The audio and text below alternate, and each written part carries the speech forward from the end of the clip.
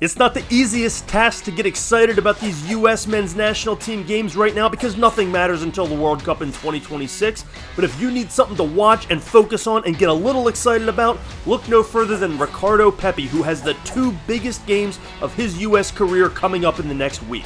We're going to talk about why that is next, here on Pints and Punditry at the Pitchside Pub.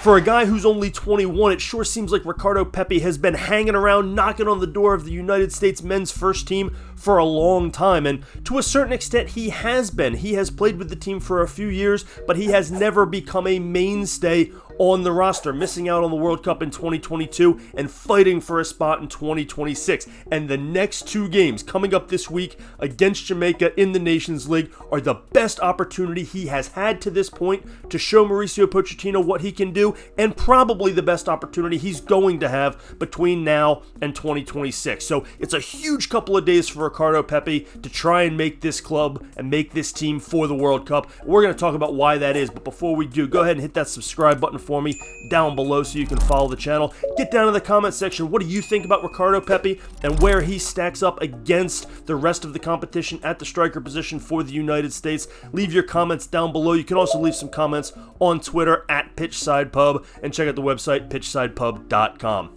So we can't say now or never, right? It's too early to say now or never for RIcardo Pepi. He's 21 years old. There will always be more opportunities down the road.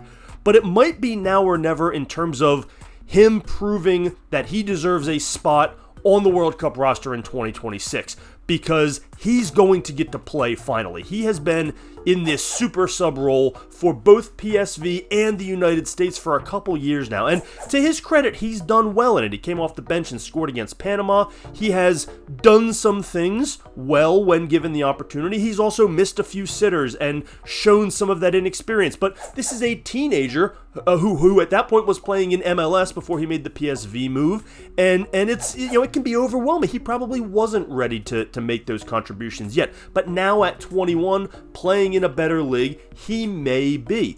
But the bigger issue is that he's actually going to get the opportunity to play, I would think, start at least one, if not both of these games against Jamaica and play the majority of the minutes at striker, because Fowler and Balogun injured, Josh Sargent injured, Haji Wright injured, not with the team. So the opportunity has presented himself. That is three guys standing in his way that to this point he has not given reason to jump ahead of.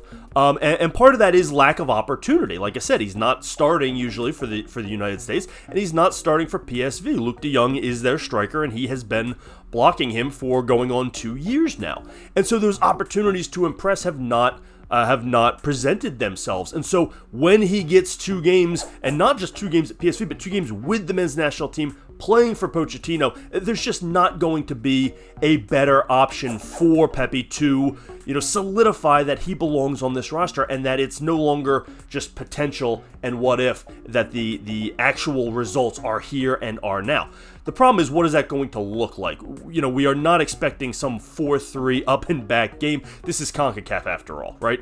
And so the goals are going to be at a premium, probably for both teams. Jamaica is a tough opponent. We have had issues with them in the past. So it's not like we can expect RIcardo Pepi to go out and score a bunch of goals, and all of a sudden we're going to come out of there saying, oh, we've got our striker for the future. First of all, there's probably nothing he can do to jump over Fowler and Balogun right now. Balogun is the most talented striker on this roster. He has been hot and cold in his club play. He has done pretty well with the United States, but he is the guy in the seat right now, and that's probably not changing. But that's not the goal for Pepi. The goal for Pepi is to get on the roster, right? He missed out on the roster in the World Cup. He's got to get past Haji Wright and Josh Sargent. And Sargent has had his injury issues, and that is something that could open a door for Pepi. But Pepi's not the only one coming after this. There's Jordan Pefok, there's Kate Cowell. There are others between now and 2026 that could present themselves. Pochettino could choose to go with two strikers and really make it tough. So he's got to jump ahead of guys. Sargent has been inconsistent, but he has been fantastic with Norwich, much better with them than he has been with the United States. Haji Wright had an amazing season with Coventry last year, and I think we know what Haji Wright is. I think we know what Josh Sargent is when he's healthy, and we've seen what he does at the club level. If he could do that with the United States, he'd be the number 2 striker without a doubt. I don't think Pepi could unseat him either, except we haven't seen it with the United States. So that is still an if, and he's not in camp to show it to Pochettino. Haji Wright, we know what he is. So the question is, can Pepi be a better player? I think his ceiling is higher. I do. But we haven't seen it consistently yet because he hasn't gotten the minutes. So this is that opportunity. Now, how can he show it if they play 2 1-0 games, right? And even if they win 1-0, that's only 2 goals. There's not a lot of goals to go around. The United States has a lot of goal scorers, a lot of creative players. And so the goals tend to be at a premium when you're playing in these low-scoring CONCACAF environments. So how can he show it? Well, Mauricio Pochettino wants intensity. We know that above all else. He's willing to vary formations and styles, but you will be intense when you play for Mauricio Pochettino. So if nothing else, RIcardo Pepi needs to go out there and run his freaking tail off, right? Be a part of the press, create opportunities, constantly moving, be ready to be on the receiving end of passes. If he doesn't get them, he doesn't get them. If he gets these opportunities, puts himself in position for opportunities, but doesn't finish and boots a couple of finishes, that we'll have to see. We'll have to see what the situations are and how they play out, because that has been something we have seen of Pepi over the years. He has missed a few sitters in his day. But again, young player, inexperienced player, playing on big stages. So this is the opportunity to show Pochettino that he does belong on this team. I do think between now and 2026, if he gets enough playing time, he probably is the 3rd striker over Haji Wright. A lot of that has to do with PSV. Pochettino has talked about the U.S. players who are not getting regular playing time with their club teams and how that's going to hurt them. It was sort of understood to be a commentary on the goalkeeping situation and Matt Turner, but I think it applies to Pepi as well. Of course, that can be resolved. Him not playing a ton this year, it goes out the window if he's their starting striker at age 22 for PSV next year and he's playing well and he's in form. Then he's almost automatically on this roster. So a lot of it goes beyond these next 2 games. It's not like if he has, 2 bad games and doesn't score any goals and doesn't even create any opportunities and doesn't even get any shots off and 0 XG, 0 shots on goal in 2 games, all this stuff. It's not like then it's over, right? That's not how that works. If he then goes off and gets a run of playing time in PSV at the end of this year or next year and shows some goal scoring form, he'll be right back on. It's not the last opportunity,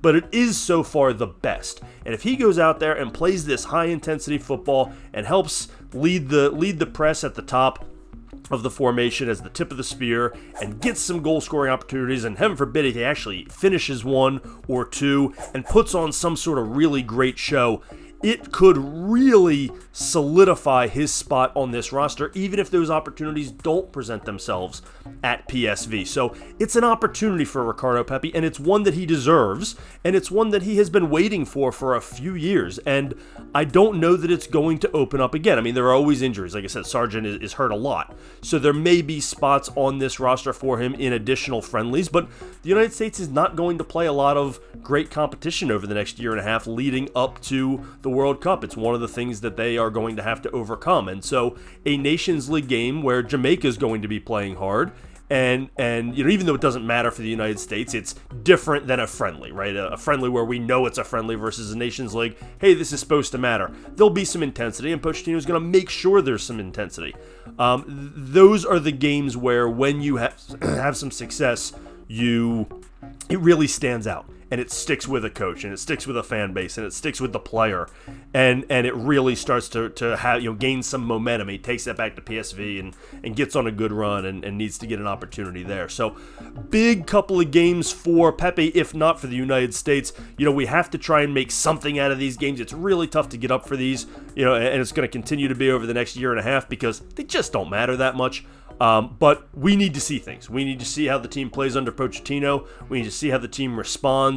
And we need to watch these individual player battles. This is hardly the only one, but this is probably the most prominent one because, when Fowler and Balogun came in, we sort of just anointed him as the striker and said, okay, problem solved. And while I still think he's the best option, I don't think it's quite that cut and dried. His form has dipped a little bit. He needs to get it back. But nevertheless, we need depth. He could be hurt for the World Cup. It would be nice if one striker didn't have to play 90 minutes plus every single game. You could bring in someone equally as potent with fresh legs for the final 15 minutes, or go dual striker sometime if you really want to go attack heavy, or any of the possible options that Pochettino could come up with. Depth is so key, depth is so important, and while the U.S. Starting 11 stacks up pretty nicely on the world stage, its depth does not, and we have seen that come back to haunt us in the past with injuries in certain places, Tyler Adams, Serginho Dest, and others, and so that creating that depth has become probably priority number one for the United States. So RIcardo Pepi has an opportunity to both fix that problem at the striker position and get himself that much closer to a permanent spot on the first team, which is obviously his goal and is probably something that would benefit the program overall.